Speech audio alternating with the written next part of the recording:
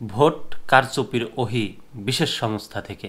নির্বাচনে ভোট কারচুপির নির্দেশনা আসত পুলিশ ও একটি বিশেষ সংস্থার কাছ থেকে। দশম, একাদশ ও দ্বাদশ জাতীয় সংসদ নির্বাচনে ভোট কারচুপির ব্যাপারে অন্তর্বর্তীকালীন সরকারের নির্বাচন ব্যবস্থা সরকার কমিশনকে এ তথ্য জানিয়েছে তৎকালীন নির্বাচনে দায়িত্ব পালনকারী জেলা প্রশাসক, ডিসি ও উপজেলা নির্বাহী কর্মকর্তা ইউএনও।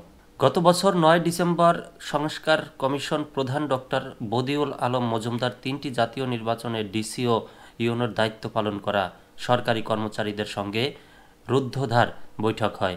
বৈঠকে সরকারি কর্মকর্তারা বলেন, বিশেষ দলের প্রার্থীকে বিজয়ী করার ওহী নাজিল হতো একটি বিশেষ সংস্থা ও পুলিশ বাহিনীর তরফ থেকে। তারা মূলত এ দুটি জায়গা থেকেই এই ধরনের নির্দেশনা পেতেন।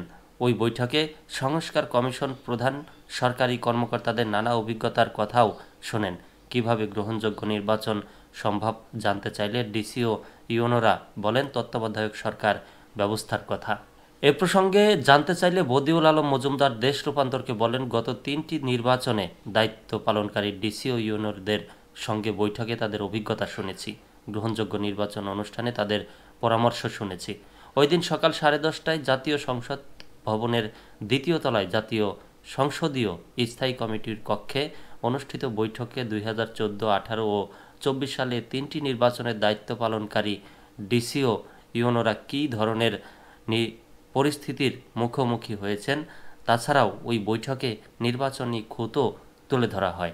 বৈঠকে উপস্থিত সাবেক ও বর্তমান সরকারি কর্মচারীদের একাধিক সূত্র দেশ রূপান্তরকে বলেন, কমিশন প্রধান বদিউল আলম মজুমদার বৈঠকে একটি দলের নির্দিষ্ট প্রার্থীকে বিজয়ী করা, ভোটের পার্সেন্টেজ বাড়ানো, সর্বোপরি ভোট কারচুপির নির্দেশ সরকারের কোনো পর্যায়ে থেকে আসত তা জানার চেষ্টা করেছেন।